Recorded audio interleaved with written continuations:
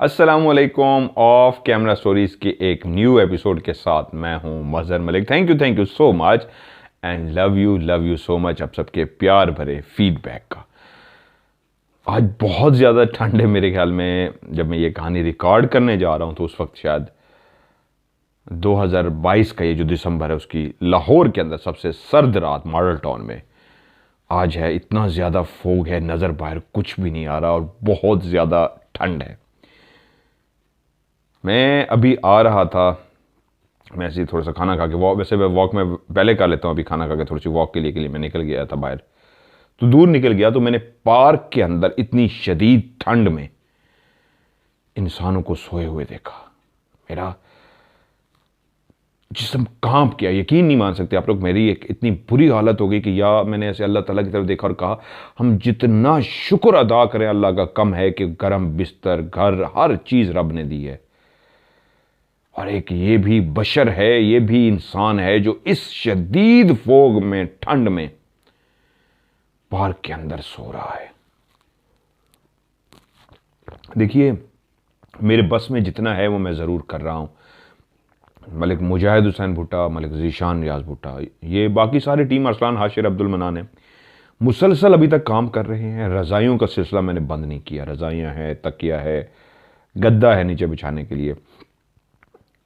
जितना हमें पता लगता जा रहा है कि लोग आ जाते हैं जी, अभी और लोग हैं, और लोग आगे कहते हैं जी हमारे पास भी नहीं, हमने बांटे हैं रज़ाइयाँ, हमें भी दे। तो यकीन मानिए एक लोगों ने पैसे भेज रहे हैं, रुक भी जाता है सिलसिला तो मैं उनको, मुजाहिद भाई की कॉल आती है, यार मज़हर अभी और लोग आ गए हैं, रज़ाइयाँ चाहिए, ठंड बहुत ज़्यादा है। तो मैं कहता हूँ भाईजान बस ऑर्डर दे दें, पैसे आने हैं नहीं आने, मैंने जेब से देना है, कोई पता नहीं है, क्योंकि करना उस ज़ात ने, मैं तो एक वसीला हूँ। तो मैं कहता हूँ भाईजान जाएँ, कितनी चाहिए? वो कहते हैं यार तकरीबन 70-80 तो चाहिए।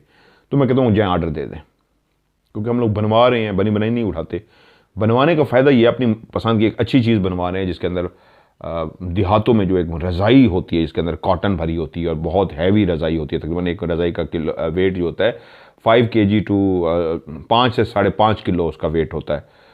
वो आप बाहर भी इस फोग वाली रात में बाहर भी पहन के लेटेंगे तो आपको ठंड नहीं लगेगी। तो इसलिए वो हम बनवा रहे हैं। तो वो दोनों मुसलसल वहाँ पे ज़ीशान ढूंढ रहे हैं, बंदे मुजाहिद भाई ढूंढ रहे हैं, और फिर बांटने का सिलसिला है। मैं दुबई रहा हूँ, बांटते रहें। अभी भी मेरी आज बात हुई है तो मैंने उनसे कहा यार बांटें। कह रहे पैसों का क्या होगा? मैं कह यार अल्लाह दे देगा, भी नहीं आई कोई बात नहीं, कहीं ना कहीं से आ जाएंगे ये। और वाकई ऐसा है, मैं अब मांग नहीं रहा, मैंने लोगों को कहा नहीं है। बहुत सारे लोग हैं जो खुद ही वो अकाउंट में डाल देते हैं, मेरे अकाउंट नंबर में। कल एक मैसेज आया हुआ था, उसने लिखा हुआ था कैश, और मैंने जैसे खोला तो लिखा हुआ था कि जी मैंने आपका एक प्रोग्राम देखा, उसमें आपने लिखा था जो देना चाहे तो कैश लिखते, मैं उसको अकाउंट नंबर दूंगा, आप मुझे अपना अकाउंट नंबर दे दें। तो मैंने उनको अपना अकाउंट नंबर लिख दिया। वो कितने भिजवाते अल्लाह बेहतर जाने, लेकिन मैंने अपनी तरफ से ऑर्डर दे दिया कि अल्लाह ने आगे बंदोबस्त करना है, मैं रज़ायाँ दे सकूँ। बात निकली थी एक पार्क से, पता नहीं लाहौर में, आप दिल दुखता है। खैर कहानी की तरफ आते हैं। आप कहते हैं मदर मलिक इस तरह की बातें क्यों करता है, दुखी कर देता है। आप लोग फैमिली है ना, तो बंदा अपनी फैमिली से बात ना करे तो फिर किससे बात करे? दिल मेरा दुखी होता है, इसलिए आपके साथ भी शेयर करता हूँ। बहुत सारी अल्लाह की ऐसी मखलूक है, इंसान जिसमें ऐसे शामिल हैं जिनके लिए बहुत कुछ करने को दिल करता है, कर रहे हैं ऑलरेडी, लेकिन इससे भी बड़ा करने को दिल करता है। खैर कहानी की तरफ आते हैं। चाहे मैं बहुत गर्म नहीं पीता, ठंडी करके पीता हूँ। और जो कहानी है आज, उन्होंने कहा है मेरा नाम आप फ़र्ज़ी अरसलान रख दें, तो उनकी ख्वाहिश पे उनका नाम जो है मैं फ़र्ज़ी अरसलान रखने जा रहा हूँ। और इनका शहर है मियाँ वाली। अरसलान भैया, आज आपने अपनी कहानी सुनी है तो एंड पे ज़रूर सुनिएगा आपके बारे में मैं क्या कहता हूँ, क्योंकि आपकी पूरी कहानी मैंने सुन ली है। ये जो कहानी है अरसलान की वालदा की कहानी है, और अरसलान ने स्टोरी शुरू यहाँ से की है कि ये कहानी मेरी वालदा की ज़बानी। अरसलान कहते हैं कई दफ़ा ये वालदा से कहानी सुन चुके हैं, फिर जब दिल करता है ये हॉरर स्टोरी वालदा से सुनते हैं। जी चाय होगी ख़त्म और कहानी होगी शुरू। उन्होंने अपनी वालदा का नाम नहीं लिखा, तो यहाँ पे माँ जी ही लफ्ज़ इस्तेमाल कर सकते हैं। माँ है, माएँ सब सांझी होती हैं, उनकी भी माँ है। अरसलान कहते हैं मेरी वालदा की जब शादी हुई मेरे बाप से, और जब ये रिश्ता घर में आया, बल्कि इसको माँ की तरफ से ही कहानी शुरू करता हूँ, अरसलान की तरफ से नहीं। माँ का नाम रजिया रख देते हैं, फर्जी नाम है, अपनी तरफ से रख देता हूँ। रजिया के लिए जब रिश्ता आया तो ये 5 भाई थे, जो सबसे बड़े भाई थे उनके लिए एक रिश्ता आया था। ये अपना कारोबार करते थे, अल्लाह का दिया इतना कुछ था कि कभी किसी के आगे हाथ नहीं फैलाना पड़ा था। और ये खुशकिस्मत लोग होते हैं जो अल्लाह की इस रज़ा पे खुश होते हैं। बहुत ज़्यादा नहीं होता, लेकिन जितना होता है कि इतना होता है कि अल्लाह का शुक्र अदा करते हैं कि किसी के आगे हाथ नहीं फैलाना पड़ता। अच्छे खाते पीते लोग होते हैं। रिश्ता फैमिली ने कबूल कर लिया और यूं चट मंगनी और पट ब्याह वाला काम हुआ। अपने माँ बाप के घर को छोड़ के अपने शौहर के घर में आ गई। किसी ने बड़ा खूबसूरत जुमला कहा है, लड़की का कोई घर नहीं होता। माँ बाप के घर में होती है तो उसको यही बताया जाता है, बेटी तूने अपने घर चले जाना है। तो वो परेशान होकर देखती है, क्या ये मेरा घर नहीं है? मैंने जो घर चले जाना है, अपने घर जाना है, तो ये मेरा घर नहीं है, तो मेरा घर कौन सा है? जवान होती है तो उसको पता लगता है उसने शादी करनी है और उसी घर जाना है। जब शादी करके शौहर के हवाले की जाती है तो इस माशरे की कहानी बता रहा हूं जिस माशरे में मैं बैठा हूं। शौहर उसको बात पे कहता है, मैं तुझे घर से निकाल दूंगा, मैं तुझे घर से निकाल दूंगा। तो वो अपने आप से सवाल पूछती है, ये भी घर से निकाल देगा तो मेरा घर कौन सा है? इस माशरे ने औरत को बहुत ज़्यादा इज्जत भी दी है। ऐसा कतई नहीं है कि मैं औरत की बुराई कर रहा हूं, माशरे की बुराई कर रहा हूं या मर्द की बुराई कर रहा हूं, नहीं। एक सवाल कर रहा हूं, मेरे इस माशरे में बहुत सारी ऐसी ख़वातीन हैं, माँ बाप का घर छोड़ के जब शौहर के घर गई तो शौहर खुदा बन बैठे, नऊज़ बिल्लाह। ऊपर खुदा है, नीचे वो खुद को खुदा समझ बैठे। उन पे बहुत जुल्म किए, बहुत तकलीफ़ें दी और अपने आप को मर्द समझते थे या समझते हैं कि हमने इसलिए किया। वो भूल जाते हैं एक ऊपर खुदा जो है उसकी एक मोहलत की लिमिट है। और जब वो पकड़ने पे आता है, मेरे एक दोस्त ने बड़ा खूबसूरत कल जुमला बोला, मैं आपके साथ भी शेयर करूंगा। मैंने रिकॉर्ड किया, सलीम भाई ने बोला, मैंने कहा सलीम भाई रिकॉर्ड करें, इसको रिकॉर्ड करवाएं। उनने अक्सर वो जुमले इस तरह के बोलते हैं। उन्होंने कहा जब इंसान की मौत आने लगती है तो वो बंदे को बंदा नहीं समझता। मैंने कहा क्या कह दिया आपने? कहते हैं हाँ ये सच है। इंसान की जब मौत आती है तो वो बंदे को बंदा नहीं समझता, अपने आप को खुदा समझ लगता है कि ऊपर वो खुदा है, नीचे मैं जमीन का खुदा हूं। डरना चाहिए खुदा से। खैर मैं किसी और तरफ निकल गया, माजरत ख्वाह हूं। बेटी का कोई घर नहीं होता और ये एक मां थी, ब्याह के अपने घर आ गई। बचपन में यही मां बाप ने पढ़ाया था कि तुम तो अपने घर चली जाओगी, तो बचपन से सोचती थी तो फिर मेरा घर कौन सा है। जब ब्याह करके उस घर में आई जहां पे 5 भाई थे, जो सबसे बड़ा भाई था जिससे शादी हुई थी, वहीं पे 4 उस घर के अंदर कमरे बने हुए थे। एक गली वाली साइड पे जो दीवार थी, वहां पे जो कोने में कमरा था वो उसके हवाले किया गया। और वो दुल्हन बनी उस कमरे में जब आई तो उसको पता लगा ये है उसका वो घर जो बचपन में उसको कहा जाता था कि तुम तो अपने घर चली जाओगी। अच्छा ये एक कमरे का मेरा घर है।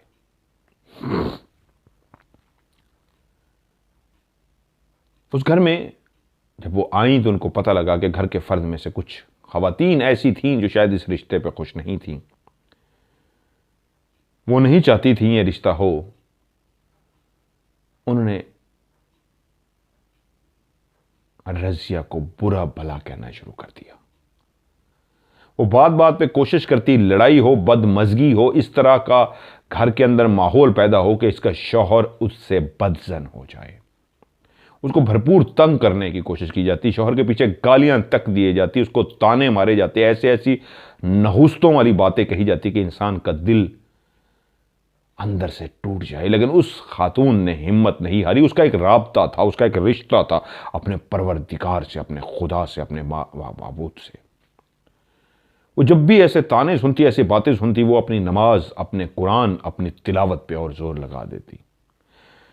मेरी अभी कुछ दिनों पहले, मैं शायद इसलिए भी ये बातें इस तरफ निकल जाता हूँ, कुछ दिनों पहले अपनी बहनों से, कुछ बहनें हैं, बातें हुई हैं, तो उनको मैंने यही कहा है, खुदा से रिश्ता मत तोड़ना, वो जो ऊपर है ना, ऊपर, उससे अपनी यारी मत तोड़ना। जितना भी इंसान फिरौन बन जाए, वो जो ऊपर बैठा ना, एक मजहब, एक साइंस, मजहब कहता है, हर मजहब कहता है जैसा करोगे इस दुनिया में भी वैसा होगा, आखिरत में भी वैसा होगा। और साइंस कहती है ये कार्मा है, कार्मा,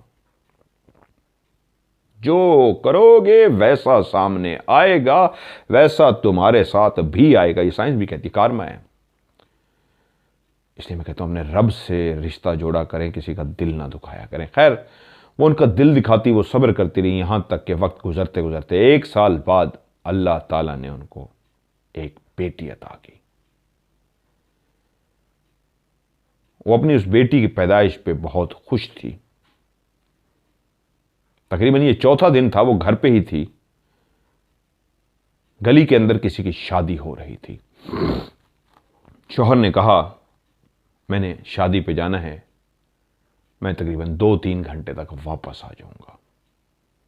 और एक बिल्कुल आम सा जुमला था जो शौहर बोलते अक्सर ऐसे जब जाते हैं, क्योंकि बीवी, इसलिए वो आज बता के भी जा रहा था कि जब से बेटी हुई थी, आज 4था-5वां दिन था, तो वो भी केयर कर रहा था अपनी बीवी की, उसको अकेला नहीं छोड़ता था। लेकिन शादी जी मजबूरी थी, वो चला गया। जिस घर में रहते हुए उसने ताने सहे थे, मुसीबतें देखी थी, गालियां खाई थी, उस घर का माहौल कैसा होगा उस खातून के लिए जो ये समझ के इस घर में उतरी थी कि माँ बाप जिस घर का मुझे बताते थे कि तुम अपने घर चली जाओगी, ये मेरा घर है, यहां तो मुझे जीने ही नहीं दे रहे, गालियां और इस तरह का इस्तकबाल। खैर, शौहर चला गया, उसने दरवाजा बंद कर लिया। अपनी बेटी के साथ लेटी थी, अपनी बचपन को, अपनी उन सहेलियों को, गुजरे हुए बीते हुए उन लम्हों को, उन तमाम बातों को वो याद कर रही थी।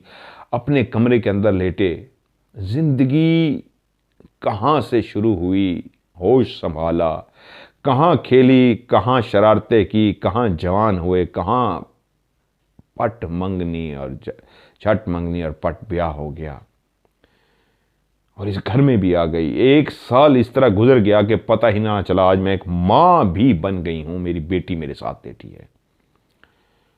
वो इन्हीं बातों में इतना खोई हुई थी कि जब उसके कानों ने एक आवाज को सुना, ये एक पायल की आवाज थी। पाजेब या पायल जब पांव में पहनी जाती है तो औरत जब चलती है तो इसकी एक आवाज आती है, छन छन छन छन छन छन की आवाज आती है।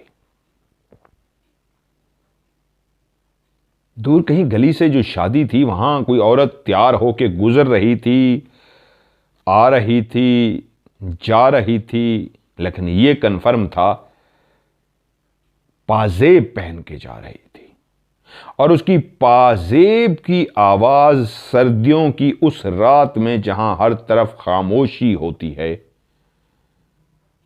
क्लियर सुनाई दे रही थी। मैं भी इस वक्त जिस कमरे में बैठा हूं, जिस जगह पे बैठा हूं, सर्दी है, टोटली खामोशी है, एसी तक नहीं चल रहा। पता नहीं घड़ी की टिक टिक को माइक रिकॉर्ड कर सकता नहीं, सिर्फ एक घड़ी की टिक टिक है जो मुझे सुनाई दे रही है, वरना हर तरफ खामोशी है। मैं इसलिए सर्दियों की रातों को पसंद करता हूं। फोग है, शायद हो सकता है अभी 3 बजने वाले हैं, मैं कहानी रिकॉर्ड करके कुछ देर के लिए बाहर ग्राउंड में चला जाऊं, क्योंकि घुप अंधेरा है, कुछ भी नहीं है, नजर ही कुछ नहीं आ रहा। जब इतना घुप अंधेरा है, इतनी ज्यादा फोग है, तो इस मौसम में जिन्नात को देखने का, जिन्नात को महसूस करने का, जिन्नात के पास जाने का इससे बेहतरीन मौका ही कोई नहीं होता। तो मैं यहां से डट निकलूंगा और उनसे मिलने जाऊंगा, जो इस खामोशी में, जब उनको पता होता है इस सर्दी में कोई बशर बाहर नहीं निकलेगा, दीवाना ही निकलेगा, तो मैं दीवाना वहां जरूर जाऊंगा। खैर, जब पायल की आवाज उनको आ रही थी तो कुछ देर वो उस पायल को सुनती रही, तो एकदम से एहसास हुआ पायल अब बदल रही है। चलने की जो अदा थी, छन छन पांव रखने की अदा थी, अब ऐसे है जैसे कोई छलांग मारता है, ऊपर जंप मारता है और पीछे पांव की आवाज दज, और उसके बाद जैसे ही पांव की दज की आवाज आती है, वहीं पे छन छन की आवाज भी आती है। जिसने भी पाजेब पहन रखी थी वो छन छन दब दब इस अंदाज में हो रही थी जैसे वो उछल कूद रही हो, जैसे वो कोई डांस कर रही हो, कोई वो खेल खेल रही हो, कुछ ऐसा कर रही थी जो तेज तेज था। चलना तो भागना होता है, दस दस दस दस की आवाज आती है, वो जंप लगाना था, वो कुछ अजीब सा था। वो अपनी सोचों से निकल आई और उसको फिर से गौर करने लगी कि ये आवाज कैसी हो गई है। क्या वो जिसने पहन रखी है वो कूद रही है या वो जो मुझे छन छन सुनाई दे रही है इस अंदाज में है जैसे कोई औरत नाच रही है, गोल गोल घूम रही है, कथक डांस कर रही है। किस अंदाज में है कि छन छन छन छन छन छन मुसलसल हो रही है। और इसी छन छन को सुनते सुनते उस खामोश अंधेरी रात जिसके अंदर नाइट का एक बल्ब उस कमरे में जल रहा है, हर तरफ खामोशी है, बाकी घर वाले भी अपने अपने कमरों में हैं क्योंकि एक ठंडी रात है, एक ऐसी रात जिसके अंदर बहुत शदीद सर्दी है, इसलिए सब अपने अपने बिस्तरों में रजाइयों में घुसे हुए हैं। वो भी अपनी बेटी के साथ बिस्तर पे लेटी है और बाहर छन छन छन छन आ रही है। और वो छन छन इस अंदाज में बदल गई है कि छन छन वाले पांव जो हैं अब थरक रहे हैं, डांस कर रहे हैं, मचल रहे हैं। उसी लम्हे उसी कमरे के दरवाजे पे किसी ने दस्तक दी। दस्तक देने का अंदाज ऐसा था बिल्कुल धीमा, बहुत धीमा, बहुत धीमा। ये जो दस्तक थी, ये कोई घर का फर्द इस अंदाज में दस्तक नहीं दे सकता था। जो भी घर का फर्द आता वो दस्तक देता, जोर से हाथ मारता और आवाज भी लगाता जगाने के लिए। और घर की फैमिली में से कोई भी ऐसी औरत नहीं थी जो पाजेब पहन के रात को इस तरह डांस कर रही हो, उछल कूद रही हो। और वो आवाज दूर जो गली से सुनाई दे रही थी, थरकती थरकती कमरे के दरवाजे के बाहर से आ रही थी। और वही आवाज कमरे के जब दरवाजे के बाहर से आनी शुरू हुई तो वहीं पे दरवाजा ठक ठक किसी ने खटकाया। और जैसे दरवाजा खटखटाया गया तो वही पायल, वही पाजेब, वही पांव दोबारा से थर थर कांपने शुरू हो गए, उछलने शुरू हो गए, कूदने शुरू हो गए। फिर पायल की दरवाजे के बाहर से तेज आवाज आ रही है जैसे वो पांव थक थक थक थक थक थक थक थक छन छन छन छन छन छन छन छन कर रहे हैं। फिर पायल रुक जाए, पायल खामोश हो जाए, फिर कोई बाहर दरवाजा खटखटाए। अब वो अंदर चारपाई पे लेटी इतना जरूर समझ गई थी कि ये किसी इंसान का काम नहीं है, घर के अंदर मौजूद किसी का भी काम नहीं है, क्योंकि घर में से कोई ऐसा नहीं है कि रात के इस पहर घुंघरू पहन के, पायल पहन के बाहर इस तरह थरथरे और डांस करे। क्योंकि अगर कोई औरत डरा रही होती तो और भी तो जाग सकते थे, क्योंकि वो दूर दूर तक आवाज जा रही थी। और कोई दरवाजा भी नॉक कर रहा था। जितनी देर वो अपने बिस्तर पे लेटी रही, मुसलसल दरवाजे पे हल्की सी, इतनी ये हल्की हल्की दस्तक किस वक्त होती? जब वो पाजेब बजना बंद हो जाती, वो डांस थरथरना बंद हो जाता, तो फिर एक दस्तक दी जाती। और उस दस्तक के बाद कुछ देर इंतजार किया जाता कि दरवाजा खुला है कि नहीं। जब नहीं खुला जाता तो फिर से पांव थरथरते, थरकते थरकते डांस करते, पायल भी शोर मचाती और उसके बाद रुक जाते। फिर दरवाजे को नॉक होता, खोलो। कहा कुछ नहीं जा रहा, नॉक किया जैसे कहा जा रहा हो, खोलो। जब नहीं खुलता, कितनी देर ये सिलसिला जारी रहा। और वो समझ चुकी थी कि मैं उठ नहीं सकती, शौहर नहीं है, मेरी 4-5 दिन की बच्ची है मेरे साथ। उसको एक एहसास था, जिस बिस्तर पे वो लेटी थी उसके ऊपर उसका कुरान मजीद रखा था, जिसके साथ उसका एक प्यार का रिश्ता था, जिसको उठ के वो सुबह सुबह तिलावत करती थी। उसकी मौजूदगी उसको हौसला दे रही थी कि ये जो काम भी है किसी इंसान का नहीं है, ये किसी जिन्नात का ही काम है। तकरीबन कोई 2-3 घंटे गुजरे ही थे कि बाहर से धक धक धक धक जोर से दरवाजा खटखटाया गया। वो डर गई कि खटकाने वाले ने इतने जोर से खटकाया। वहीं पे एक आवाज आई, नाम पुकार के कहा गया, रजिया दरवाजा खोलो। ये तो शौहर की आवाज थी। वो फिर से एक दफा डर गई, क्या वाकई शौहर की आवाज है या मुझे धोखा दिया जा रहा है। कुछ देर लेटी रही, फैसला नहीं कर पा रही थी कि दोबारा से दरवाजा नॉक हुआ, दस दस दस दस।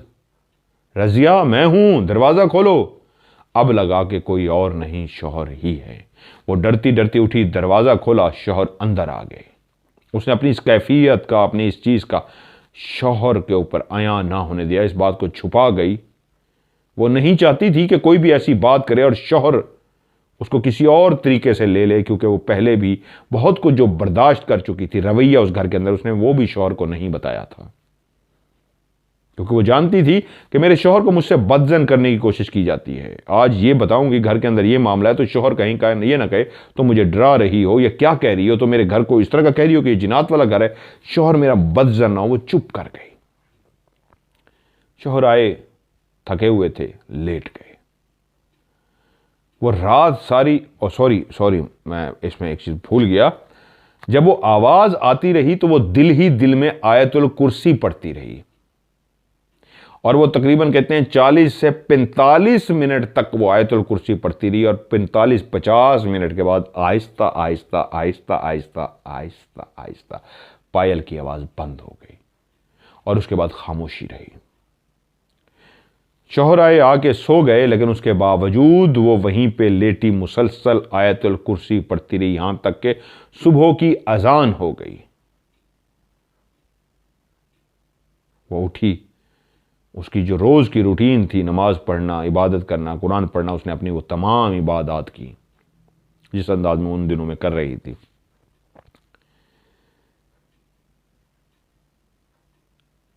लेकिन एक फैसला कर चुकी थी कि ये जो कुछ भी रात हुआ है, मैं अपने शौहर से नहीं कहूंगी, मस्जिद के जो कारी साहब हैं उनसे जरूर बात करूंगी।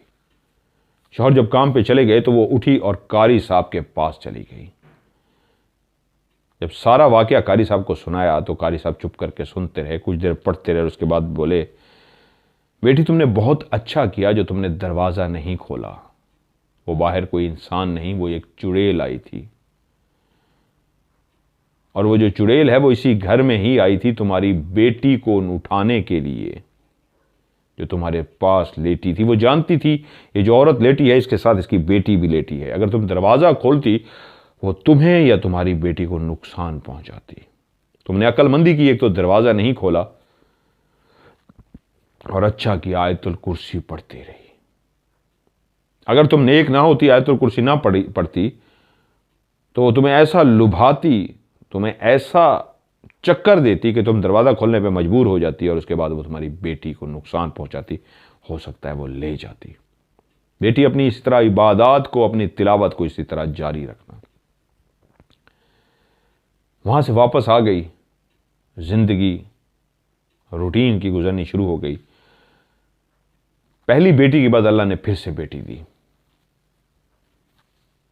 तीसरी भी अल्लाह ने बेटी दी। जब 3 बेटियां हो गई तो मां के अंदर ख्वाहिश पैदा हुई, अल्लाह ताला से फिर एक दफा गिड़गिड़ा के दुआ मांगी, मेरे मालिक मुझे बेटा भी एक चाहिए, बस उसके बाद मुकम्मल हो जाएगी एक मेरी ममता कि मेरी 3 बेटियां एक बेटा भी है। खुदा से बहुत मांगा, बहुत मांगा, बहुत मांगा, यहां तक एक दरबार पे गई और दरबार पे जाके उसने मन्नत मांगी। नहीं सॉरी, बहुत कोशिश की, दुआएं मांगी, लेकिन चौथी भी उनकी बेटी हो गई। और जब चौथी बेटी हो गई तो ये एक वो टाइम था जब उनके ऊपर ऐसा एक किस्म का अटैक हुआ, अपने रब से मोहब्बत का अटैक, कि उनका हौसला, उनकी जुस्तजू, उनका यकीन कामिल इतना बढ़ गया अपने रब के ऊपर कि मेरे मालिक अब तो मैं बेटा लेके रहूंगी, मुझे नहीं पता, मैं तुझसे बेटा लेके रहूंगी। 4 बेटियां हो गई हैं, बेटे की ख्वाहिश में अब मैंने लेना ही बेटा है। यहां तक कि एक दरबार पे गई और वहां पे जाके अपने रब से ही मुखातिब हुई और कहा, मैं आज मन्नत मानती हूं अपने रब से, मेरा बेटा हुआ तो हमारे घर के अंदर जो बैल है मैं इसको तेरी राह में कुर्बान कर दूंगी। और अल्लाह की करनी ये हुई, उसका यकीन कामिल, उसका जो रब से पुख्ता ईमान था, उसको बेटा ही हो गया। वो भूल चुकी थी कि उसने बैल की कुर्बानी का कहा है। शुरू में तो उसने शौहर को, जैसे ही बेटा हो गया उसने शौहर को बता दिया कि मैंने ये मन्नत मानी थी कि जैसे बेटा होगा तो ये जो हमारे घर के अंदर बैल है हम इसको कुर्बान कर देंगे। तो शौहर ने कहा ठीक है, हम इसको कुर्बान कर देंगे, थोड़ा सा रुक जाओ। अब वो जो थोड़ा अर्सा रुक जाओ, ऐसी बेटे के अंदर मसरूफ हुई, बच्चियों की जिम्मेदारी थी, घर की जिम्मेदारी थी, कि भूलते भूलते ईद आ गई, और ईद पे शौहर ने वो जो बैल था 40,000 का फरोख्त कर दिया। आजकल तो बहुत महंगे हैं, सस्ते दिनों की बात है। जैसे ही बैल फरोख्त हुआ, उस वक्त तकरीबन बेटा 3-4 महीने का होगा, कि बैल के फरोख्त होने के अगले दिन ही बीमार हो गया। जिस तरह बच्चे अमूमन बीमार होते हैं, डॉक्टर के पास गए, दवाई लेके आ गए, कोई फर्क ना पड़ा। फिर 2 दिन बाद गए, दवाई लेके आए, कोई फर्क ना पड़ा। इसी तरह कभी उस डॉक्टर के पास, कभी उस डॉक्टर के बाद, तबीयत बच्चे की संभल नहीं रही थी। वो मुसलसल रोए जा रहा था, बेचैन होता था। मासूम बता तो नहीं सकता था, रोता था जैसे किसी तकलीफ में हो, बुखार हो जाता था, सांस लेने में उसको मुश्किल होती थी। हर जगह से दवाई लेने के बाद भी जब आराम ना आया तो तावीज़ तक ले लिए, उसके गले में तावीज़ भी डाल दिया, लेकिन वो ठीक होने का नाम ही नहीं ले रहा था। अक्सर उसको सांस रुक रुक के आती, वो बहुत ज्यादा रोता था।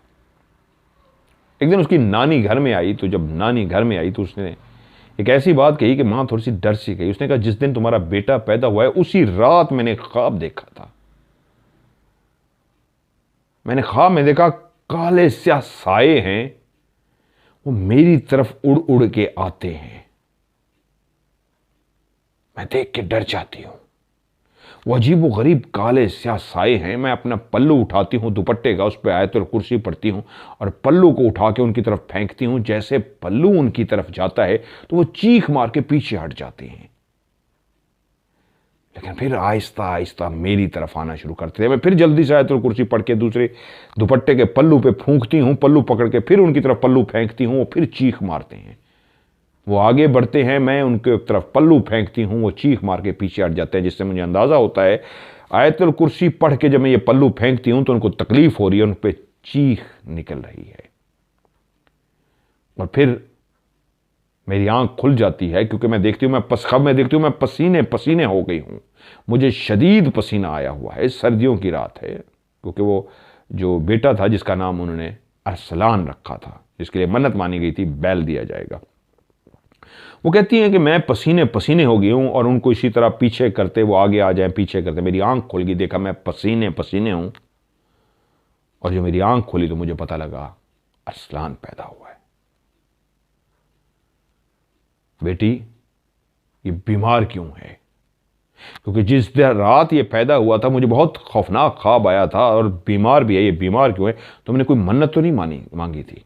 एकदम उसको याद आया, उसने कहा हाँ मैंने तो मन्नत मांगी थी। उसने कहा क्या मांगी थी? उसने कहा मैंने बैल मांगा था कि अल्लाह को राह में बैल कुर्बान करूंगी। तो उसने पूछा क्या तुमने बैल कुर्बान किया? उसने कहा नहीं, हमें याद नहीं रहा, मैंने शौहर से कहा था, वो हमने बेच दिया था। उसने कहा फौरी तौर पर रब से माफी मांगो और मन्नत पूरी करो। जब मां को याद आया, हाँ 5-6 महीने हो गए थे, बेटा बीमार था, 5-6 महीने का टोटल हो गया था, और जब से बैल गया था 2-3 महीने हुए थे, बीमार ही बीमार चल रहा था। फौरन सजदे में गई, रोई गिड़गिड़ाई, मेरे मालिक मेरी कतअन ऐसी नीयत नहीं थी, मैं भूल गई, मैंने शौहर से भी कहा था, मेरा इरादा ऐसा नहीं था, मैंने करना ही करना था, मुझे माफ कर दे मेरे मालिक। इतना गिड़गिड़ा के रोई कि मेरी गलती की, मेरे मालिक मुझे माफी दे दे, तू जानता है मैं ऐसी नहीं हूं, ये हो गई है गलती। घर में जो गाय है, मैं उस गाय को अपने हाथ से ज़िबा करवा के उसके कुर्बानी गरीबों में बांट दूंगी, मेरे मालिक मुझे माफ कर दे। अगले दिन उसका बेटा खुद ब खुद ठीक हो गया। कोई दवाई नहीं दी, किसी डॉक्टर के पास नहीं गए, कोई तवीज़ नहीं दिया। वो जो रात उसकी इबादत में गिड़गिड़ाते हुए गुजरी थी, उसके बाद सुबह बेटा ठीक हो गया। वो समझ गई रब ने माफ़ कर दिया, लेकिन अब मुझे इस गाय को कुर्बान करना है। शौहर से फ़ौरन इस वाक़े का जिक्र किया तो उसने कहा गाय ने बच्चा दिया है, थोड़ा टाइम दे दो, ये ठीक हो जाए, हम इसको कुर्बान कर देंगे। और थोड़ा जब टाइम गुजरा तो उसने गाय कुर्बान करके अपनी उस बात को पूरा किया। जिस घर में वो रह रहे थे, अब उनको महसूस हुआ कि एक कमरे के अंदर हम रह रहे हैं, हमारी बेटियां हो चुके हैं, बेटा जिसका नाम अरसलान रखा है, जिन्होंने ये कहानी भेजी है, वो भी इस घर में रहता है। अब हमें इसी घर में काफ़ी जगह है, 2 कमरे अपने और बना लेने चाहिए। उन्होंने 2 कमरे अपने और बना लिए। कुछ ही अरसे बाद जिस कमरे के अंदर वो रहते थे उसकी छत गिर गई, क्योंकि ये वो कमरा था जब पहली दफ़ा वो शादी होकर इस कमरे में आई थी तो गली की तरफ जो दीवार थी, उसी दीवार वाली सिमत में ये कमरा था। गली वाली सिमत में एक दरवाज़ा भी था कि अगर गली से कोई कमरे के अंदर आना चाहे तो डायरेक्ट आ सकते हैं, लेकिन पता नहीं कब से उस दरवाजे को बंद कर दिया गया था, तो उन्होंने भी उसको नहीं खोला था, हमेशा बंद ही रखा था। वही जो मेन दरवाज़ा घर के लिए इस्तेमाल होता था उसी को इस्तेमाल करते थे। गली का वो जो दरवाज़ा था उस कमरे के अंदर लगा हुआ था, उनको कभी उन्होंने इस्तेमाल नहीं किया था। लेकिन जब उन्होंने अपने 2 कमरे भी बना लिए और ये कमरा छोड़ दिया, बंद रहा कुछ अरसे बाद, तो इसकी छत खुद ब खुद नीचे गिर गई। वो हैरान हो गए थे, छत गिरनी नहीं चाहिए थी, ऐसा कुछ भी नहीं हुआ था। फिर पता नहीं क्या हुआ कि छत नीचे गिर गई। जब छत नीचे गिर गई तो उन्होंने फैसला किया, इस कमरे की जो बैक साइड है, इसके बिल्कुल पीछे वाली जो दीवार है, उसके पीछे उसकी बहन का घर था, रजिया की। उसने कहा क्यों ना ऐसा किया जाए कि ये जो ऊंची सी दीवार बनी हुई है इसको शॉर्ट कर दिया जाए, दीवार को छोटा कर दिया जाए, इतना छोटा कि हम यहीं से ही खड़े होकर बहन को मैं आवाज दे दूं और कोई चीज लेनी है या उसको देनी है तो उससे। अमूमन ऐसा घरों में पहले बहुत होता था, दीवारों के मतलब मैं फिर उस तरफ निकल जाता हूं जब मोहब्बतों का दौर था। और मुझे अपना भी याद है, यहां तक मैंने देखा बहुत सारे घरों में, याद इसलिए घरों में देखा कि घर में कुछ सालन पका है और मुझे ये नहीं पसंद, तो उसको बर्तन में डाला, साथ वाले घर में चले गए, मुझे तब्दील करके दे दें जी, मैंने नहीं खाना, तो वो वाला सालन उनको दे देना, उनसे सालन लेके आ देना। सराइकी में इसको कहते हैं भाजी बटवा आंदिया से। लोग सालन तक एक दूसरे से तब्दील करवाते थे। वो मोहब्बतें खत्म हो गई। ये बात उसी मोहब्बत उसी दौर की हो रही है जब वो भी दीवार उन्होंने इसलिए छोटी करवा दी, हाफ करवा दी कमरे की। पीछे वाली छत तो वैसे ही गिर चुकी थी कि चलें, रजिया यहां से खड़ी होकर आवाज लगाती अपनी बहन को तो बहन आ जाती और उससे वो कोई भी काम की बात होती, नमक मांगना है, नमक खत्म हो गया थोड़ा सा नमक दे दो। औरतें जिस तरह अमूमन पहले एक दूसरे से मांगती थी, थोड़ी सी मिर्ची दे दो, प्याज हैं, टमाटर खत्म हो गए, तो इस तरह लेन देन का सिलसिला जारी रहता। बहन भी आके पल्ली साइड पे खड़ी होती, रजिया को आवाज देती, रजिया पहुंच जाती, हाँ, तो वो कहती यार ये चाहिए थी, जरा ये तो दे दो, वो उसको दे देती। इसी तरह वो बहन से भी मांगती और ये दीवार के दोनों तरफ खड़े होके, वरना घूम के जो दूर से जाना पड़ता, ये एक शॉर्टकट था एक दूसरे से बात करने का, एक दूसरे के साथ खड़े होके मुलाकात करने का, एक दूसरे से चीजें मंगवाने का। दीवार तो इसलिए हाफ की गई थी कि एक दूसरे को आवाज दे के हम चीजें एक दूसरे से रद्दो बदल कर सकें। एक दिन बैठे हुए रजिया को आवाज दी बहन ने, जिस तरह अमूमन वो आवाज देती थी। रजिया ने कहा आई, और उठ के चलती हुई दीवार के पास गई, दूसरी तरफ देखा तो कोई भी नहीं है।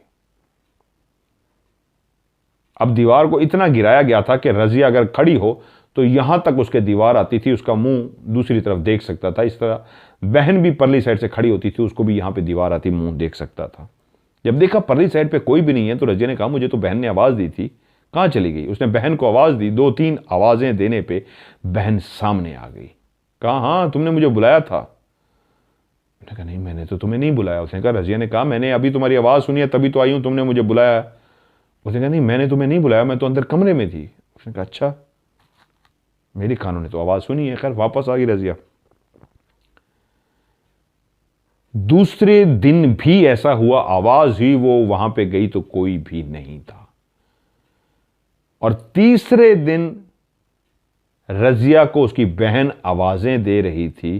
वो उसने कहा आज भी पता नहीं कौन है, या मेरे कान बजना शुरू हो गए। 2 दिन तो ऐसा होता रहा, मैं जाती रहूं, बहन की आवाज नहीं थी, आवाज बहन देती थी, जाती थी बहन, अब फिर तीसरे दिन बहन आवाज दे रही है। तो वो चलती हुई गई तो आज तीसरे दिन बहन सामने खड़ी थी। उसने कहा हाँ क्या हुआ है? मैं तो इसलिए नहीं आ रही थी कि आज भी शायद मेरे कान बज रहे हैं क्या कि तूने आवाज दी है, मैं आऊंगी तो कोई भी नहीं होगा। उसने कहा नहीं, आज तूने मुझे आवाजें दी हैं, तेरी आवाजें देने पे मैं आके खड़ी हुई हूं, यहां आके देखा तो कोई भी नहीं है। फिर मैंने जब तुझे आवाज दी तो तू काफी देर बाद आ रही है। अब रजिया परेशान हो गई। चले पहले 2 दिन, पहले दिन भी मुझे आवाज आई, मैं गई कोई भी नहीं थी, दूसरे दिन भी आवाज आई कोई भी नहीं थी, मैंने बहन को बुला लिया। आज वही बात बहन रिपीट कर रही थी कि तुमने मुझे आवाजें दी हैं, मैं आई हूं तो तुम नहीं थी, मैंने फिर तुम्हें खड़े होकर आवाजें दी हो, रजिया रजिया रजिया, तो तुम आई हो। रजिया ने कहा भी मैं नहीं आई थी, मैंने तुझे आज कोई आवाजें नहीं दी। इसका मतलब है जो 2 दिन पहले भी मेरे साथ हुआ है, मेरे कान नहीं बजे, आवाज आती रही है आगे से, तुम नहीं थी। अब ये बात बहन को भी शक जो था, वहम था, अब तब्दील होने लगी यकीन में कि मसला कोई गड़बड़ है। और फिर अब मुस्तकिल आए दिन ऐसा होने लगा कि आवाज़ कोई उधर से देता या इधर से देता, जाते तो कोई भी ना होता। बच्चों से भी पूछा जाता तुमने कोई आवाज़ तो नहीं निकाली, वो कहते नहीं। अब जब दोनों बहनों को इस तरह आवाज़ें आती और वो जाती और वहां पे कोई ना होता तो वो समझ जाती मामला गड़बड़ है। काफ़ी अरसा तक जब इस तरह सिलसिला इसी तरह जारी रहा और वो कारी साहब से भी पूछ आई तो उनको इतना पता लग गया कि इस घर में जिन्नात का मुस्तकिल बसेरा है।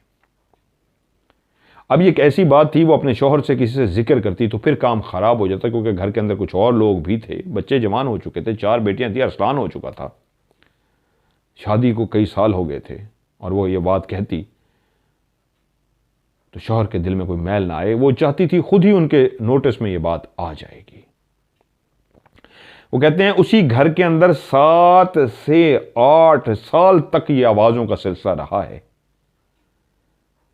और क्या कमाल सिलसिला रहा है कि एक तरफ से आवाज़ दी गई है, दूसरी तरफ से बंदी आई है, उसने कहा हाँ क्या हुआ, देखा सामने कोई भी नहीं है। तो फिर वो खड़ी होकर आवाज़ें दे रही है। जब वो बहन आ जाती है तो कहती है तुमने मुझे आवाज़ें दी, मैं आई हूँ, तुम यहाँ पे थी नहीं। तो कहती है मैंने तो आवाज़ ही नहीं दी। अच्छा चलो अब आ ही गई हो, बात कर लें। तो अब रूटीन हो गई थी ज़िंदगी की, वो एक दूसरे को आवाज़ें नहीं देते थे। पहल जो होती थी आवाज़ देने की वो जिन्नात की तरफ से होती थी। अब वो बेशक रज़िया के घर से जिन्नात आवाज़ लगाते रज़िया की बहन को, या रज़िया की बहन की तरफ से आवाज़ लगाते रज़िया का नाम लेके, वो होते जिन्नात। और उसी लहजे में वही आवाज़ होती, बिल्कुल जैसे रज़िया अपनी बहन को पुकारती थी। और रज़िया की बहन के घर से भी वैसे ही पुकारा जाता था जैसे रज़िया की बहन असल में पुकारती थी। उस आवाज़ में हल्का सा भी फ़र्क नहीं था। वो जो भी था मखलूक जो वहाँ पे पुकारती थी आवाज़ को, बिल्कुल सेम उसी आवाज़ में पुकारती थी जिस तरह वो दोनों बहनें एक दूसरे को पुकारती थी। 7 से 8 साल वो कहते हैं उसी घर में ये सिलसिला जारी रहा आवाज़ों का। आप पूरे घर को पता लग चुका था। बाकी वो जो घर के अंदर और 4 भाई थे, रज़िया के शौहर सबसे बड़े थे और उससे छोटे 4 जो भाई थे, उन तक भी ये बात मशहूर हो चुकी थी घर भारी है, घर के अंदर कोई मसले हैं। लेकिन इसकी तरफ कोई जाना नहीं चाह रहा था। जिन्नात क्यों हैं, किस वजह से हैं, क्या रीज़न है। सरसरी सा एक दफ़ा पूछा था रास्ते में गुजरते हुए कारी साहब से कि हमारे घर में आवाज़ें आती हैं। तो उसने कहा वहाँ पे जिन्नात का बसेरा है इसलिए आवाज़ें आती हैं। स्पेशल वो भी नहीं गई थी कि जाके पूछ के आती। वक्त गुजरता रहा, कहती हैं 8 साल आवाज़ें शदीद आई, उसके बाद आवाज़ें आना बंद हो गई। आवाज़ें आना तो बंद हो गई, लेकिन रज़िया के जो शौहर थे, ये सबसे बड़े थे, उनके बाद एक चौथे नंबर पे भाई था, और तीसरे नंबर वाला जो भाई था, एक दिन शाम के टाइम उसके पेट के अंदर दर्द उठा। इतना ज्यादा उसको दर्द हुआ, इतना ज्यादा दर्द हुआ कि नाकाबिले बर्दाश्त था। लड़की की उम्र 20 साल तकरीबन थी। घर वालों ने जल्दी से उसको उठाया, क्योंकि वो रो रहा था, उस दर्द से चीख रहा था जैसे किडनी के अंदर उसको दर्द हो रहा हो। उसको वो लेके गए डॉक्टर के हॉस्पिटल। जैसे ही पहुंचे, लड़के ने कहा मेरा दर्द ठीक हो गया है। घर वालों ने शुक्र अदा किया, चलो जो भी था, जिस वजह से भी था, दर्द ठीक हो गया। गैस होगी या कोई और मसला होगा, सब ने अपने अपने अंदाज़ा लगा लिया कि कोई परेशानी वाली बात नहीं है, कोई बड़ा मसला नहीं था। चलो अल्लाह का शुक्र है, जो भी था हल हुआ। 3 दिन के बाद सेम उसी बच्चे को फिर से दर्द हुआ उठा, और इतना नाकाबिले बर्दाश्त हो गया कि वो चीखें मार के रो रहा था। फिर घर वालों ने उसको उठाया और जल्दी से भागते हुए अस्पताल लेके गए। और जैसे ही अस्पताल पहुंचे, अंदर दाखिल हुए, लड़के ने कहा मैं ठीक हो गया। 6-7 दफा यह सिलसिला हुआ। जैसे ही वो अस्पताल पहुंचते वो ठीक हो जाता। डॉक्टर को उसके बावजूद उन्हें चेक करवाया। डॉक्टर ने पूरा चेकअप करके बताया बच्चे को कुछ भी नहीं है, 20 साल के लड़के को बिल्कुल ओके, इसको कोई बीमारी नहीं है। उसको घर तो ले गए, लेकिन अगले दिन जब फिर उसको दर्द उठा तो उसके बाप ने कहा ये क्या तूने रोज का ड्रामा मचा रखा है, तुझे कोई भी दर्द नहीं होता, तू ड्रामे करता है, जैसे तू अस्पताल जाता है तो ठीक हो जाता है। बच्चा कहता रहा नहीं मुझे दर्द है, वो रोता रहा, चीखता रहा। बाप ने कहा पड़ा रहा, तू आई ड्रामेबाज। यहां तक के चीखते चीखते वो बेहोश होके पड़ा रहा, किसी ने उसको नहीं लेके गए डॉक्टर की तरफ। ये बात रजिया जानती थी, वो खामोश थी, वो बोल नहीं सकती थी, किसी के मामलात थे, उनके पर्सनल थे कि नहीं मामला कुछ और है। कितनी देर वो बेहोश पड़ा रहा और फिर वो होश आ गया, खुद ही वो होश में आ गया। अब इस घर में मुस्तकिल ये सिलसिला शुरू हो गया कि उस बच्चे को पेट में दर्द होता, वो रोता चीखता, घर वाले उसको कहते पड़ा रहिए, ड्रामेबाज है, खुद ही ठीक हो जाएगा। वो यहां तक के बेहोश हो जाता, कहते ड्रामा करके पड़ा हुआ है, कोई बेहोश नहीं है, ड्रामा करके पड़ा हुआ है। और फिर वो होश में आ जाता। आहिस्ता आहिस्ता ये जो दर्द हो रहा था उस बच्चे से बढ़ के दूसरे मर्दों को भी इसी तरह पेट में दर्द होना शुरू हो गया। उनको दर्द होता, वो चीखते, और जब अस्पताल जाते वो ठीक हो जाते। एक अजीब सा सिलसिला था जो इस घर में शुरू हो चुका था। अब वो जो बच्चे को कहते थे ये ड्रामा कर रहा है, कुछ भी नहीं है, वहां पे जाएगा ठीक हो जाएगा, बड़ों के साथ भी ऐसा हो रहा था। उनको वाकई सचमुच का दर्द होता था, शदीद होता था, इतना होता था जो नाकाबिले बर्दाश्त होता था, चीखें निकल जाती थी बड़ों की भी, लेकिन जाते जाते अस्पताल पहुंचते वो ठीक हो जाता था। अब वो डॉक्टर के पास, किसी पीर फकीर के पास, किसी तावीज़ गंडे वाले के पास जा रहे थे या नहीं जा रहे थे, रजिया को इस बात का नहीं पता था। इतना उसको पता था कि इनके साथ ये मामला चल रहा है, इनको दर्द होती है, शदीद दर्द होती है, पहले बच्चों के ऊपर हो रही थी, अब बड़ों के ऊपर हो रही है, औरतों के ऊपर भी ये मामला हो रहा है। लेकिन उन्हें अभी तक बताया नहीं था कि वो कहाँ से इलाज करा रहे हैं या क्या करें, वो चुप थे। रजिया भी अपने काम से काम रखी हुई थी, किसी बात में बोल नहीं रही थी। लेकिन एक रात जब उसकी बेटी के साथ यही मामला हुआ और उसके पेट में शदीद दर्द हुई और वो चीखें मारना शुरू हो गई, तो रजिया समझ गई वो मामला जो वहां तक था अभी मेरे घर तक नहीं पहुंचा था, मैं इसको मजाक में नहीं लूंगी। बेटी को लेके भी अस्पताल गए तो बेटी रास्ते में ही ठीक हो गई। और 2-3 दफा जब ऐसा हुआ तो वह फौरी तौर पे भागी उन्हीं कारी साहब के पास जिनके साथ पास पहली दफा गई थी, जब उसके यहाँ वो पाजेब पहने कोई नाचती चुड़ैल जब उसके दरवाजे के बाहर आई थी, और उन्होंने बताया था उसके पास हुई। उनका सलाम दुआ के पास कहा कारी साहब रास्ते में मिले थे, मैंने आपसे कहा था कि इस तरह आवाज़ें आती हैं और नाम पुकारे जाते हैं, जाते हैं कोई नहीं होता, तो आपने बताया था कि वो जिन्नात हैं। लेकिन अब मामला ये है कि इस तरह किडनी के अंदर बाकायदा दर्द होता है, बच्चों से शुरू हुआ, बड़ों तक गया और अब मेरी बेटी के साथ भी होना शुरू हो गया है। कारी साहब ने कहा जहां पे तुम लोगों ने कमरे बनाए हैं, जहां पे तुम्हारा घर है, जहां पे तुम आप लोग रह रहे हो, ये कहां पे है, किस जगह पे है? उन्होंने कहा जी ऐसी लोकेशन पे है हमारे कमरे, हमारा रास्ता कि जो भी आता है वहां से गुजर के जाता है। कारी साहब ने कहा मिठाई तुम्हारे घर से गुजर के जाती है? उसने कहा हाँ, अक्सर देखा भी किया है, मिठाई होती है और यहीं से ही लेके जाते हैं। उसने कहा तो समझ लो जो तीसरे नंबर का भाई है उस पर कोई जादू करवा रहा है, और बहुत खतरनाक काला जादू करवा रहा है, क्योंकि वो तुम्हारे घर से गुजर के जाते हैं, इसलिए तुम्हारे बच्चों के ऊपर भी मामला शुरू हो गया है। अब तुम्हारी बेटी के साथ भी हो रहा है। बस एक ध्यान रखना, इस घर के ऊपर जो काला जादू शदीद किस्म का किया जा रहा है और करने वाले मुसलसल कर रहे हैं, पहले नौबत इतनी नहीं आई थी, अब नौबत बहुत बढ़ चुकी है। वो जो पहले आवाजें देते थे अब उस आवाजों से काम बहुत बढ़ गया है। उन्होंने कहा कारी साहब मुझे क्या करना चाहिए? उन्होंने कहा तुम्हें ये पढ़ना चाहिए, अल्लाह खैर करेगा। वो वहां से आ तो गई, लेकिन एक बात समझ आ गई थी, मामला उतना सीरियस है जितना वो सोच रही थी उससे कई गुना सीरियस है। इस घर में जिन्नात का ना सिर्फ बसेरा है बल्कि मामलात खराब हैं। वो जब इस घर में आई थी, जो 5 भाई थे और 4 कमरे थे इस घर के अंदर, और सिर्फ अभी बड़े भाई की शादी होने लगी थी, तो उसको वो कमरा दिया गया था साइड पे बना हुआ, जो गली वाली साइड पे था, दरवाजा भी था, दरवाजा बंद रहता था, जो बाद में जिसकी छत भी गिर गई। कैसे गिरी उस वक्त तो समझ नहीं आई, अब समझ आ गई थी वो जिन्नात ने ही उस छत को गिराया था। वो पायल पहने, वो पाजेब पहने, जो कमरे के बाहर नाचती थरकती रही थी, थरथरती रही थी, थरक रहे थे उसके पांव, वो उसके बच्चे को लेने आई थी। वो कहीं बाहर से नहीं आई थी, वो इस घर में वजूद रखती है, वो इस घर का बसेरा रखती है। उन्होंने आवाजों से बताया, अब उन्होंने बच्चों के पेट में दर्द करके, बड़ों के पेट में दर्द करके, और कारी साहब ने जादू का भी बता दिया। अब माँ बहुत टाइम ज़िंदगी का गुजर चुका जिसमें ये मेन वाक़यात थे जो उनके साथ हुए थे, लेकिन बेटी के साथ फिर ऐसा शुरू हुआ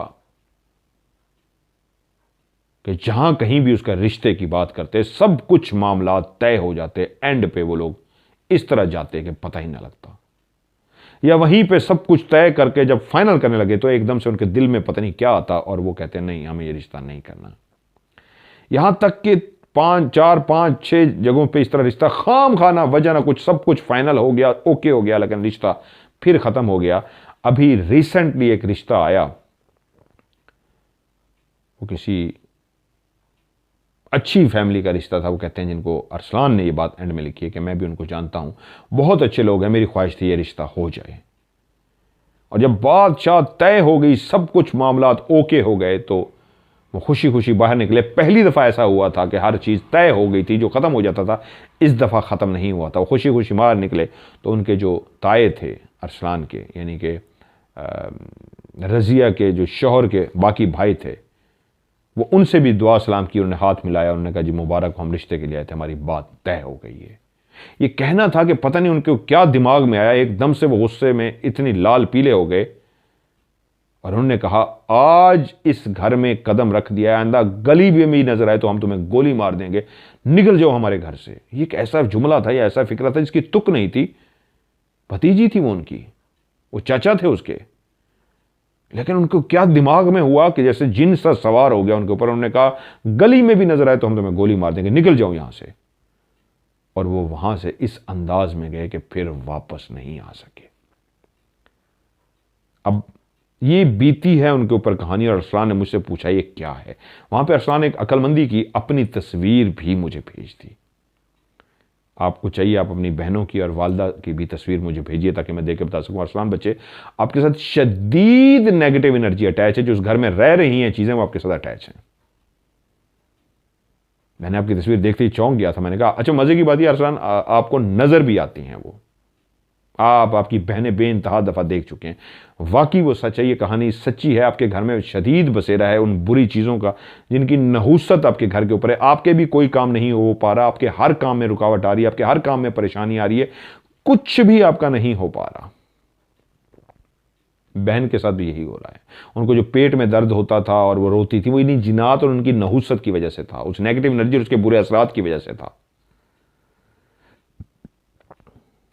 आपको जो मैंने तस्वीर देखी है, जिससे मुझे अंदाज़ा है जितना आपके साथ शदीद नेगेटिव एनर्जी है, तो हो नहीं सकता कि बहनें बच गई हों या वालदा के नाल हों। आप मुझे वाकई वैसे डिटेल भेजिए अपनी वालदा की भी, वाले साहब की भी, बहनों की भी, उनका भी मैं आपको चेक करके बताता हूँ। अरसलान बच्चे, आपके साथ तो शदीद नेगेटिव एनर्जी, उसके बुरे असरात हैं।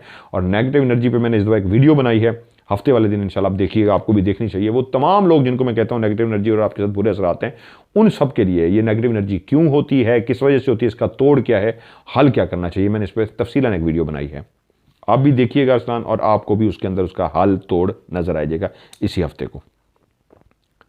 तो ये आपकी कहानी थी जो मैंने आज प्रोग्राम का हिस्सा बनाई, और ढेर सारी दुआएं आपके लिए, आपकी पूरी फैमिली के लिए। बाकी आप परेशान ना हो, आप मुझसे रब्ता कीजिए, इंशाल्लाह आपका जो घर का मसला है ये मैं बिल्कुल आपको फी सबीलिल्लाह इंशाल्लाह क्लियर कर दूंगा। परेशान मत हो, आपका घर बिल्कुल क्लियर हो जाएगा। आपकी बहन के रिश्ते में रुकावटें आ रही हैं, आपके साथ वालदैन भाइयों के बहनों के साथ जो भी मसले आ रहे हैं, इंशाल्लाह ताला अल्लाह की रहमत से वो बिल्कुल ठीक हो जाएंगे।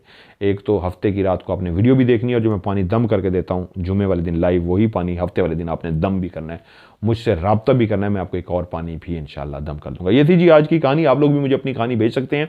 मेरा व्हाट्सअप का नंबर है +92 313665550। मैं रिपीट करता हूं, +92 313665550। पाकिस्तान से डायरेक्ट मिलेगा 0313665550। इस पे आप कहानी लिख के भी भेज सकते हैं, वॉइस मैसेज भी कर सकते हैं, लेकिन आखिरी लफ्ज जो आपका होना चाहिए, आखिरी लास्ट लफ्ज जो होना चाहिए वो होना चाहिए स्टोरी, STORY। इंग्लिश में लिखें या उर्दू में भी, सीन टे वाओ रे छोटी है, स्टोरी लिख सकते हैं। आखिरी लफ्ज आपने स्टोरी लिखना है। उससे ये होगा कि मैं जैसे ही मैसेज देखूंगा, जितने भी मैसेज होते हैं उन तमाम मैसेज में से जहाँ पे स्टोरी मुझे नजर आता है, जल्दी से खोल के उसको मैं नंबर दे के सेव कर लेता हूँ। अगर आप स्टोरी लिखना भूल जाएंगे तो आपकी कहानी शामिल नहीं हो सकेगी। आज की OCS से मज़हर मलिक को दीजिए इजाज़त। अपना ढेर सारा ख्याल रखिएगा। खुदा हाफिज़।